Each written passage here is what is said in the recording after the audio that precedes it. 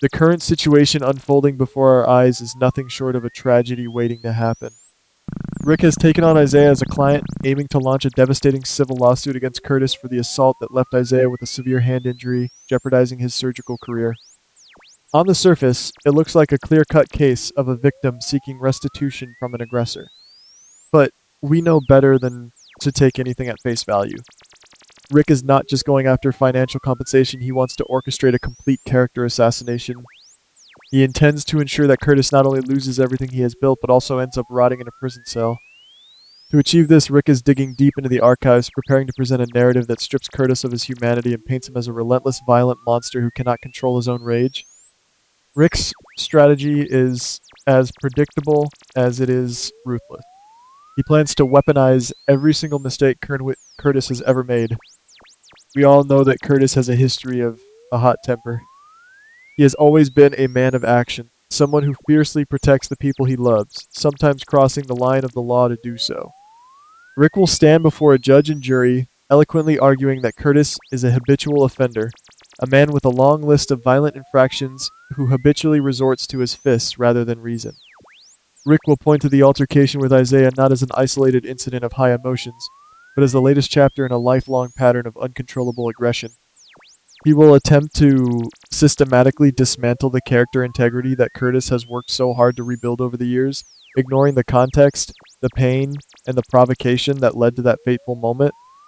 But the true horror of Rick's master plan lies in his intention to unearth the darkest, most closely guarded secret of Curtis's past. We are talking about the chilling moment when Curtis, driven by desperation and a misguided sense of protection, actually considered hiring a hitman to eliminate Drew. For those of us who have followed this journey, we remember the agonizing conflict Curtis faced. Yes, he ultimately backed away from the ledge. He canceled the order, his conscience pulling him back from the abyss of becoming a cold-blooded murderer. However, in the unforgiving arena of a courtroom, Rick will not care about the redemption or the change of heart. He will seize upon the mere intent, the undeniable fact that Curtis took the steps to orchestrate a murder, using it as the ultimate proof that Curtis is a danger to society. To solidify this damning narrative, I strongly suspect that Rick will not hesitate to cross into the criminal underworld himself. He knows that to truly bury Curtis, he needs irrefutable documentation of his past sins. This is where Selena comes into play. Selena is a woman who deals in leverage, a silent observer who keeps meticulous records of every illicit transaction, every threat, and every favor owed in this town. If Rick secretly contacts Selena, offering her a deal or a favor in exchange for her hidden ledgers, the evidence against Curtis would be insurmountable. Selena holds the keys to the Kingdom of Secrets, and if she decides to hand over the files detailing Curtis's darkest moments, Curtis will find himself backed into a corner with absolutely no way out. The sheer thought of Rick and Selena forming an unholy alliance is enough to send shivers down any longtime viewer's spine. As I picture the impending courtroom drama, I can already see the smug satisfaction radiating from Rick as he paces the heavy mahogany floor, delivering his opening statement. I can see Isaiah sitting at the plaintiff's table, playing the role of the innocent, aggrieved victim to absolute perfection, cradling his injured hand for the jury to see. And there sits Curtis, a man who has fought so hard to rise above his past, watching helplessly as his life is systematically dismantled piece by piece. The tension will be palpable, the stakes impossibly high. Rick will weave a tapestry of lies and half-truths, designed to evoke fear and disgust from the jury. He will demand maximum penalties, painting Curtis as a menace who belongs behind bars. It will seem as though all hope is lost, that the legacy of a man who fought for redemption is about to be snuffed out by a lawyer with no moral compass. But this brings us to the ultimate question, the one that has been keeping me awake at night. Who will step forward to save Curtis? When the walls are closing in and Rick is moving in for the final kill, who possesses the power to shatter this carefully constructed illusion? If you ask me, the answer lies with the very woman who is currently caught in the center of this agonizing storm, Portia. Portia is a woman of immense strength, but she is currently navigating a labyrinth of emotional and physical turmoil. She is expecting a child, facing a difficult labor brought on by fierce confrontations, and grappling with her deeply complicated feelings for both Curtis and Isaiah. Her heart is a battlefield, torn between the history she shares with the father of her children and the new, intoxicating connection she has been building with Isaiah. On the surface, one might assume that Portia would stand by Isaiah. After all, Curtis has caused her immense pain, and Isaiah represents a fresh start, a chance at a peaceful future away from the chaos that always seems to follow Curtis. But Portia is also a mother, a woman who understands the profound importance of family.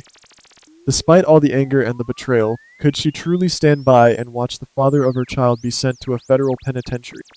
Could she allow a man she once loved with all her soul to be locked away, knowing that their family would be forever broken? I believe that when faced with the harsh reality of Curtis in a prison jumpsuit, Portia's maternal instincts and her fundamental sense of justice will clash violently with her desire for a new life with Isaiah. This leads me to my most shocking theory, one that aligns perfectly with the rich tradition of long-term storytelling we hold so dear. What if the altercation between Curtis and Isaiah was never an accident? What if Isaiah, recognizing that Curtis would always be a formidable obstacle in his quest to win Portia, completely, deliberately orchestrated the entire confrontation? I believe that Isaiah is far more calculating than he appears. He knew exactly which buttons to push, exactly what words would ignite Curtis's infamous temper. He wanted Curtis to lose control, to throw that punch, so that he could instantly transform himself into the ultimate victim and permanently remove Curtis from the board. It was a masterclass in manipulation designed to force Portia to choose him while simultaneously destroying his rival. But the theory goes even deeper, touching upon the very essence of character integrity. Is it possible that Portia knew about this setup? In her darkest moments of frustration and exhaustion, feeling trapped by Curtis's endless drama, could Portia have implicitly agreed to Isaiah's plan? Perhaps she convinced herself that it was the only way to finally break free, to sever the ties with Curtis once and for all without having to be the one to wield the knife. The thought of Portia being complicit in such a dark scheme is heartbreaking, but it is precisely the kind of complex, morally ambiguous storytelling that made the golden era of soap operas so unforgettable. Good people can be driven to do terrible things when they believe they are fighting for their survival and their future. However, a conscience is a heavy burden to bear, and Portia is fundamentally a woman of deep moral conviction. As the trial progresses, as she listens to Rick tear Curtis apart, parading his past sins and demanding his imprisonment, the guilt will begin to eat away at her soul. She will look at Curtis, seeing the fear and the resignation in his eyes, and then she will look at Isaiah, seeing the cold, calculated triumph in his. The stark contrast will be her awakening. She will realize that by allowing this charade to continue, she is not just punishing Curtis, she is aligning herself with a man who is willing to destroy another human being simply to win a prize. The foundation of her new relationship with Isaiah will crumble under the weight of this toxic deception. I can vividly imagine the climax of this storyline. The courtroom is hushed. Rick is preparing to rest his case, confident in his inevitable victory. And then the doors swing open.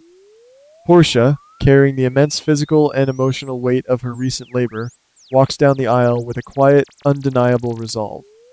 She takes the witness stand, placing her hand on the Bible, and in that moment, she reclaims her truth.